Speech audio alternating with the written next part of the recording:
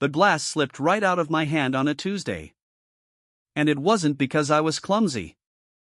I'd been bartending at the Langford for almost 2 years, and I hadn't dropped a single glass since my first week on the job. But that night, I looked up from the sink, and I saw him standing at the entrance. Shoulders back. Hands in his coat pockets. Scanning the room the exact way he always used to, back when he thought I wasn't watching him. And my fingers just let go. The glass shattered on the rubber mat behind the bar. My coworker glanced over. "You good?" she asked. "Yeah," I said. It slipped.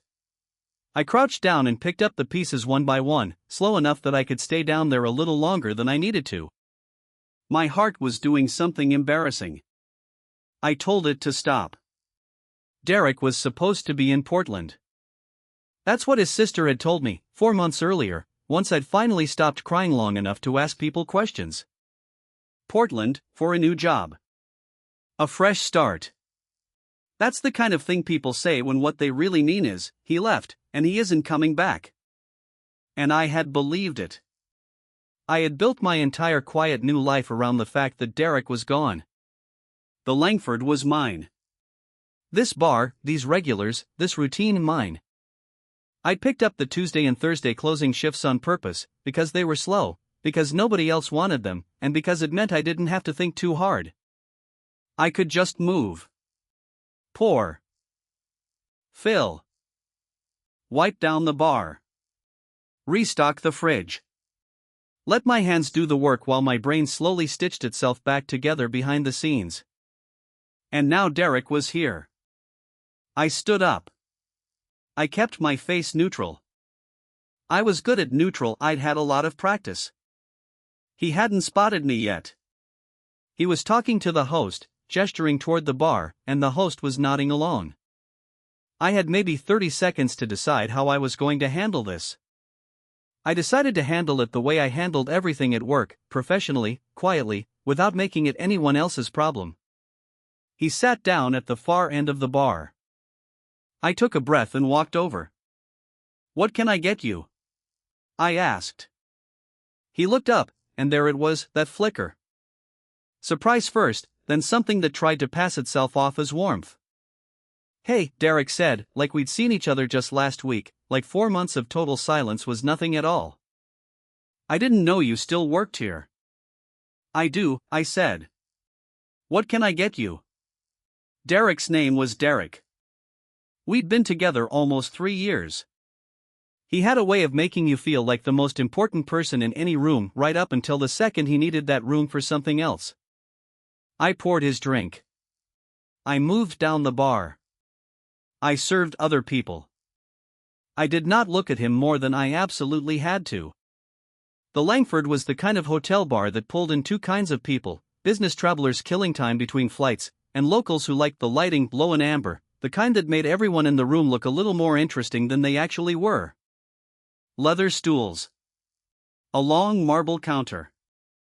Bottles lined up on backlit shelves like a tiny glowing skyline. It wasn't fancy in an intimidating way. It was comfortable in an expensive way, which is a different thing entirely. I'd actually started working here right after the breakup. That was the timing of it. I'd moved out of the apartment Derek and I shared, moved into a studio in Midtown with 2 suitcases and a box of kitchen things, and then applied to every bartending job within walking distance because I couldn't afford to take the subway every day, and because I needed something to do with my evenings or I was genuinely going to lose my mind. The Langford called me back that same afternoon. My manager, a compact, no-nonsense woman named Ruthie who'd been running hotel bars since before I was born, said during the interview, "I don't care about your personal life. I care whether you show up on time, and whether guests feel good when they leave." I told her, that's exactly what I need right now. She hired me on the spot.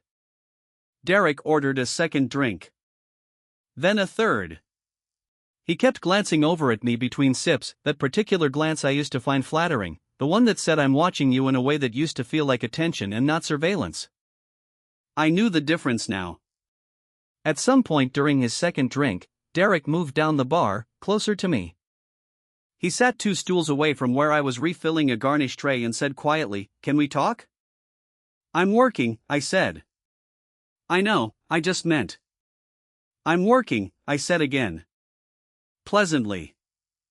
The way Ruthie had taught me to be pleasant with difficult guests, without ever giving them anything to grab onto. He left around 9. I watched him walk out without watching him walk out, if that makes sense. Eyes forward, hands busy, aware of his exit the same way you're aware of a sound that is finally stopped. I thought that was the end of it. Derek came back Thursday. Same stool. Same time. Same order, scotch, neat. He was polite. He didn't push.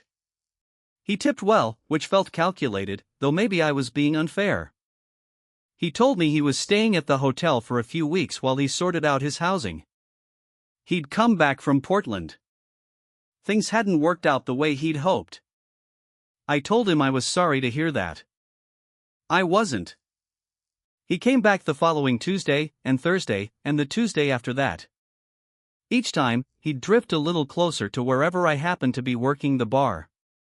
Each time, the conversation stretched a little longer. He talked about his new job, his apartment search, mutual friends, things we used to do together, all of it delivered like gentle little invitations.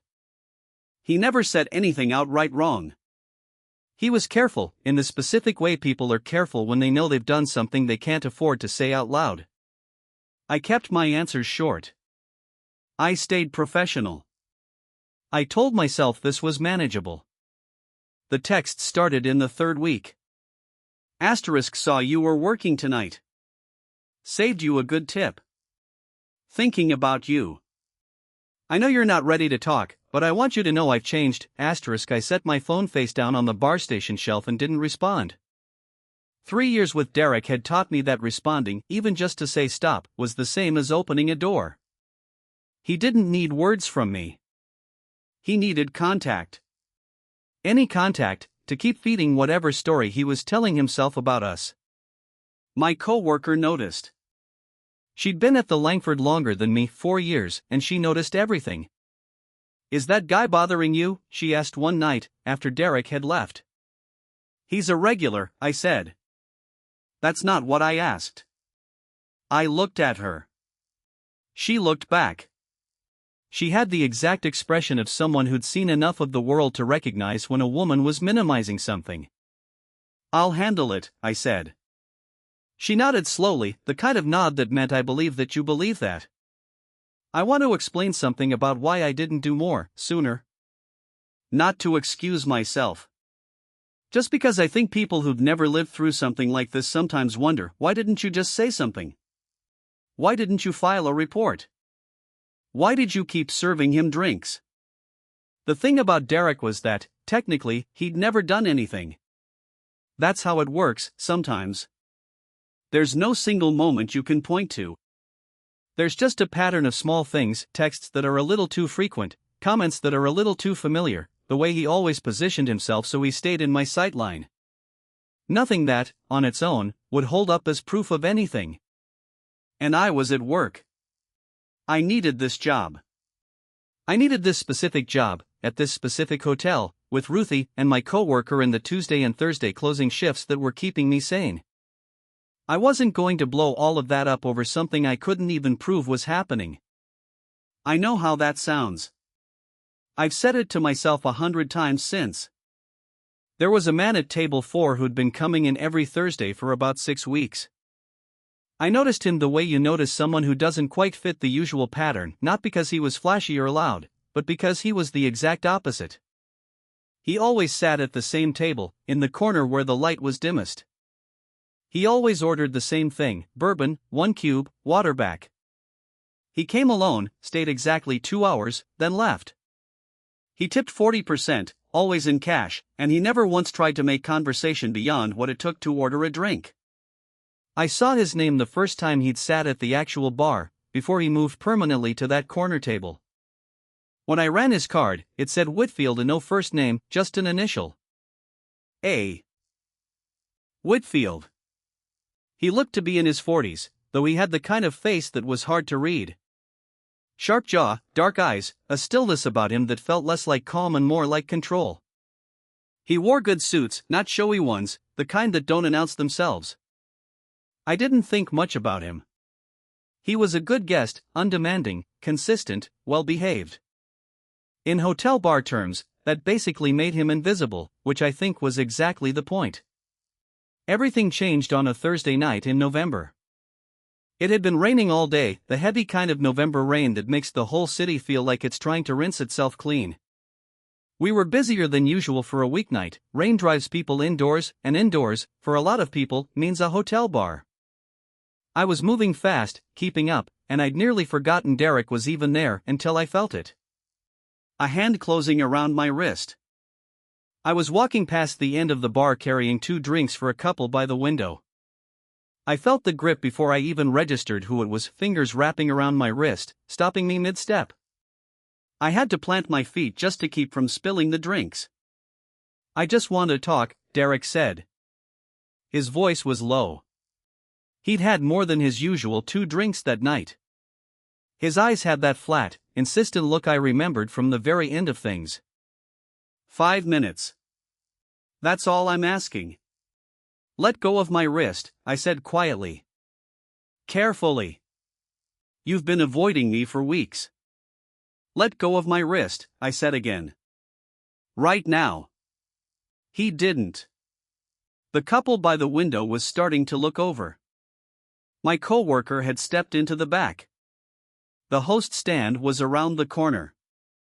I was already calculating how loud do I have to get, and what will that cost me when Derek's hand suddenly dropped. Not because he let go. Because someone else was there. I hadn't even heard him approach. 1 second Derek had my wrist, and the next second a man was standing 2 feet away, not touching either of us, just standing there in a way that made the air around him feel different. Denser. Like a room that had suddenly gotten smaller. A. Whitfield, from table 4. He didn't say anything right away. He just looked at Derek with a steady, unreadable kind of attention that was somehow more frightening than anger would have been. Derek's hand had dropped the instant Whitfield appeared, which told me plenty. Derek's instincts worked just fine when someone he actually feared walked into the room. "Is there a problem?" Whitfield asked. His voice was even. Unhurried. It wasn't really a question. Derek looked at him. Looked at me. Did the math. "No," Derek said. "No problem." "Good." Whitfield glanced at me, just a glance, brief and impersonal as a nod, then turned and walked back to table 4 and sat down. Derek left 10 minutes later. He didn't even finish his drink. I didn't say anything to Whitfield that night. I brought him a fresh water since his glass was empty, and he said thank you, and that was the whole of it. I didn't know what to say. "Thank you for noticing" felt inadequate. "Why did you do that" felt presumptuous. So I said nothing, and he seemed to expect nothing, and I went back to work. But I thought about it on the train home, and later, lying on top of the covers in my studio with the rain still going outside. What it had felt like to have someone simply stand there, not make a scene, not escalate anything, not ask me to explain myself or justify my reaction. Just be present. Take up space. Change the math. I couldn't remember the last time someone had done something like that for me without it costing me something afterward.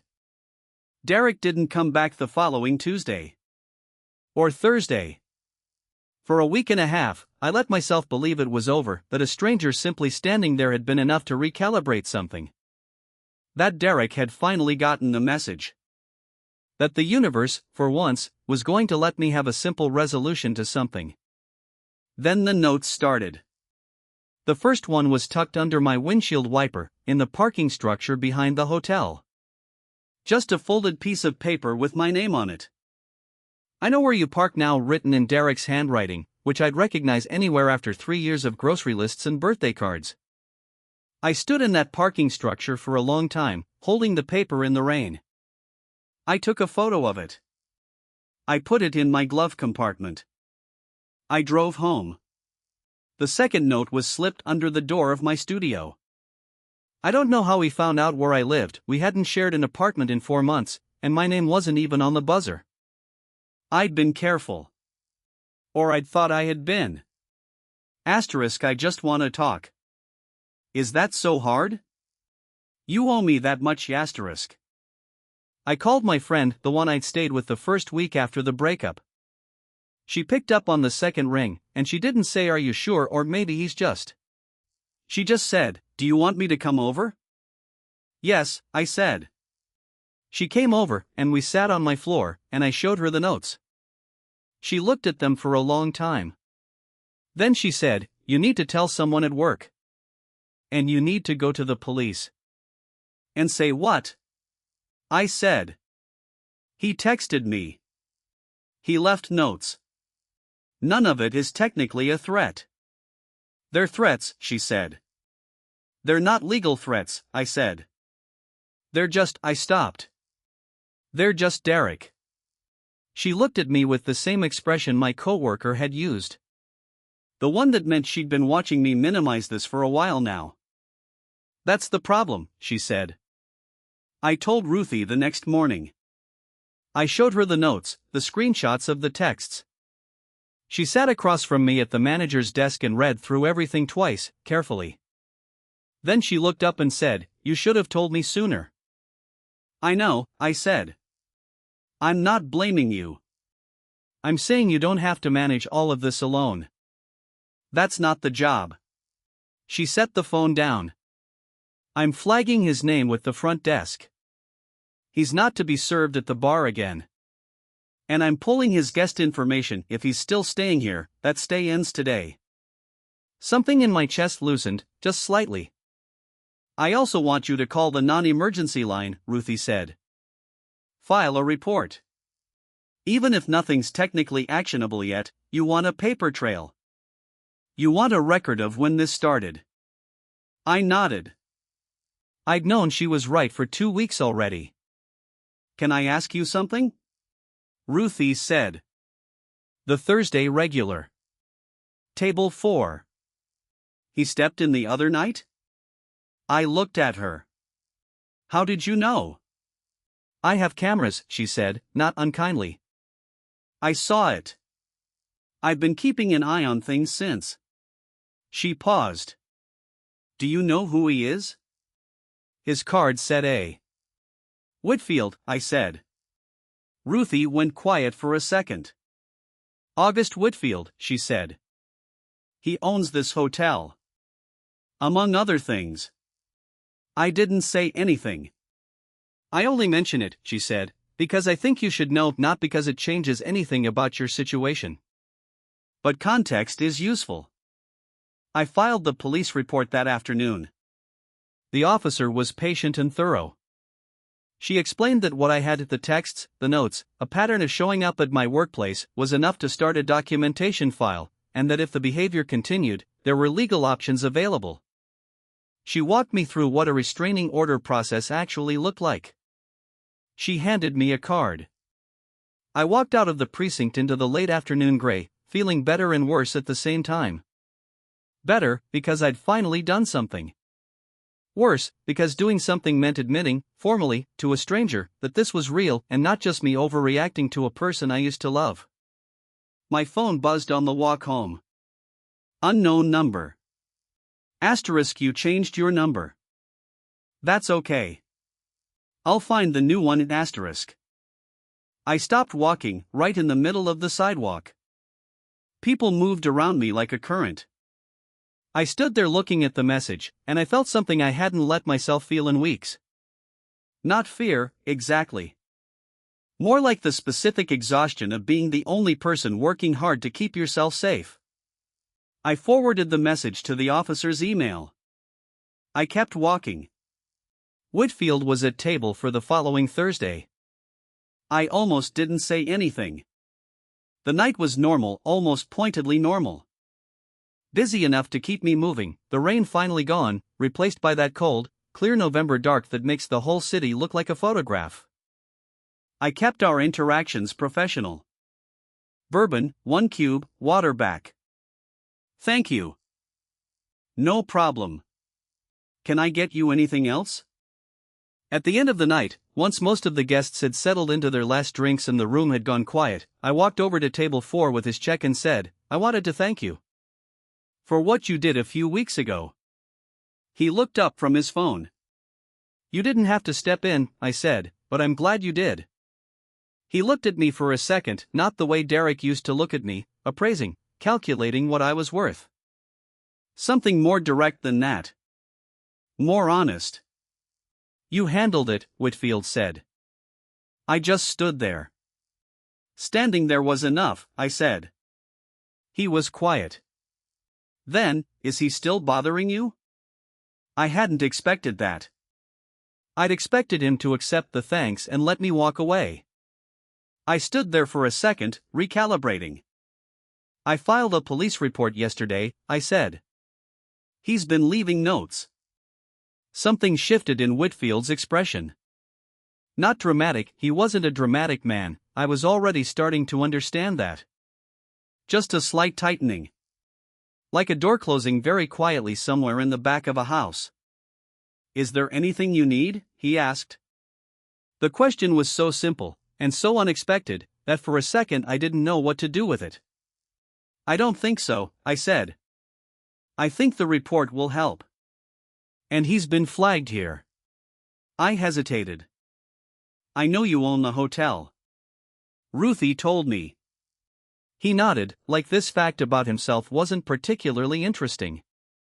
"I appreciate you not making it a whole thing," I said. "About your position. You didn't have to handle it quietly." "It wasn't for me to make a whole thing of," he said. "It was your situation." I looked at him. He looked back. There was something very still in the space between us, and it wasn't uncomfortable, which surprised me. "I should close out the bar," I said. "Of course," he said. "Thank you for the drink." The next 2 weeks were quiet, in that way that's hard to trust once you've been watching over your shoulder for months. Derek didn't show up at the bar. No more notes. No more unknown numbers. My coworker stopped giving me that particular look of concern she'd been wearing for weeks. Even the Tuesday and Thursday shifts started to feel like mine again. Just routine. Just good. I didn't let myself fully relax. Relaxing had cost me before. But I noticed things. Small things. The parking structure suddenly had better lighting. There was sometimes a man from hotel security who happened to be near the bar entrance whenever I was closing up. I didn't say anything about any of it. I didn't want to be wrong about what it meant. Whitfield kept coming in every Thursday, same as always. We started talking a little more each time, not about Derek, about other things. The bar. The regular guests. A book he happened to be reading. The particular quality of November light through the hotel windows. He had a dry way of noticing things that I liked.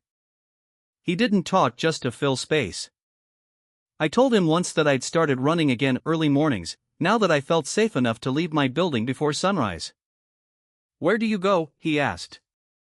"Around the reservoir," I said. "It's quiet that early. Usually just me and a few dog walkers." "Good neighborhood for it," he said. It was such an ordinary exchange. I thought about it on the train home, and I couldn't quite explain why it felt significant. Maybe just because it was the first conversation I'd had in a long time that didn't have anything in it I needed to be careful about. The last time I saw Derek was a Thursday evening in December. I was walking toward the parking structure after my shift, coat on, bag over one shoulder, keys already laced through my fingers the way my friend had taught me a long time ago, when I heard my name. He was standing at the end of the block. He looked like he hadn't slept much. Hands in his pockets, doing the thing where he tried to look harmless, which he was better at than most people would give him credit for. "I just want to talk," he said. 5 minutes. That's it. I looked at him. I thought about all of it. The wrist. The notes. The unknown numbers. The officer's card still in my wallet. The report already on file. The past 4 months spent rebuilding, piece by piece, something inside myself that he had methodically taken apart. No, I said. Not I can't right now, not this isn't a good time, none of the softening language I'd been using for months to make refusal sound like circumstance. Just no. You don't have to be like this, he said, and I heard the edge creeping in under the words now, the place where the careful politeness always gave way. You left notes at my home, I said. You have a police report against you. If you come near me again, the next step is a restraining order. I kept my voice steady. I'm not being like anything. I'm telling you what the situation is. Something moved across his face. Then he turned and walked away. I stood there for a moment. My hands weren't shaking, which surprised me. I walked to the parking structure. Got in my car. Sat there in the dark for a minute, not quite trusting the feeling moving through me, something large and unfamiliar, lighter than I expected. My phone buzzed. Whitfield. Asterisk the parking structure cameras flagged an incident. Are you all right? Asterisk. I stared at the message, and then I started laughing a little, alone in the dark of my car. Not because it was funny, exactly, because it was exactly that. Someone had been paying attention, from exactly the right distance, in exactly the right way. I typed back, asterisk I'm fine. I handled it, asterisk. 3 dots. Then, asterisk I know. I saw, asterisk then, drive safe. I drove home. He asked me to have coffee with him on a Sunday morning in January. He came into the bar on a Thursday and asked at the end of the night, matter-of-factly, the way he did most things, whether I'd like to get coffee sometime. Not at the hotel. Somewhere I chose, if I wanted. I said yes before I'd even finished thinking about it, which wasn't like me anymore. I'd become careful with yes. I'd spent months turning it into a word I examined before I used it. But this felt different, in a way I couldn't fully put into words. Something about the fact that he'd asked, and then simply stopped. Settled back. Waited. No pressing, no following up, no texts afterward parsing what I'd meant. Just the question and the space to actually answer it. We met at a coffee shop near the reservoir on a Sunday when the light was thin and cold and perfect. He was easier to talk to outside the bar. More himself, maybe. Or just less contained by the formality of the setting. He asked good questions. He listened to the answers without already composing his next response. I told him a little about Derek. Not everything, not yet. But enough. He listened to that, too, without performing outrage, without telling me what I should have done, the 2 things I'd come to dread most from people whenever this came up. He told me a little about himself, too. He'd built the hotel group himself, over 20 years. He'd been married once, briefly, in his 30s. He wasn't dramatic about any of it. He talked about his own life the same way he talked about everything, with that clear-eyed plainness I was starting to understand wasn't coldness. It was the opposite. He didn't dress things up, because he didn't need to. Can I ask you something? I said, over the second cup of coffee. Yes, he said. The parking structure cameras. The new lighting. The security guy who always happened to be near the bar when I was closing. I looked at him. That was you. He met my eyes. Yes, he said again, without hesitating. You didn't tell me. It wasn't mine to tell, he said. You'd handled it yourself. I just made sure the environment was as safe as it could be. It was my hotel. It was within what I could do. I thought about that for a moment. The distinction in it. What I could do, not what he'd decided I needed. Not what he'd assumed I deserved. Just what fell within his reach, offered without any condition attached to it. Thank you, I said. He nodded, quiet. Then, you're good at your job. I know, I said, and I meant it. He smiled, just slightly, at the fact that I meant it. I'm not going to tell you everything got simple after that. It didn't. There's no clean line between the version of me who once stood in a parking structure holding a note with her own name written on it, and the version who can sit across from someone and let herself be seen without flinching. But something had shifted. Something had been given back. Derek filed no objection when the restraining order was finalized in February. I never heard from him again. The officer sent me a confirmation letter. I read it once, put it in a drawer, and closed the drawer. The Tuesday and Thursday shifts are still mine. I still love the slow nights, the amber light, the way the bar smells at the very end of a shift, citrus and bourbon and old wood. I still take the long way around when I walk to the parking structure. Not out of fear anymore. Just out of habit, the way you keep one hand on the wall for a while, even after the lights have come back on. Whitfield and I have coffee on Sunday mornings, when our schedules allow, which is most Sundays. He's still quiet. I've stopped expecting him to be anything else. There's a thing that happens sometimes, when I look up from the bar and find him already looking back at me from table 4, from that corner where the light is dimmest. It's not a dramatic thing. There's no music swell, no big words exchanged. Just the fact of it, that he's there. That he's been there. That somewhere in those weeks when I was rebuilding myself, piece by piece, in a studio apartment in Midtown, someone was paying attention. Being remembered, I've learned, isn't a small thing. It's the whole thing.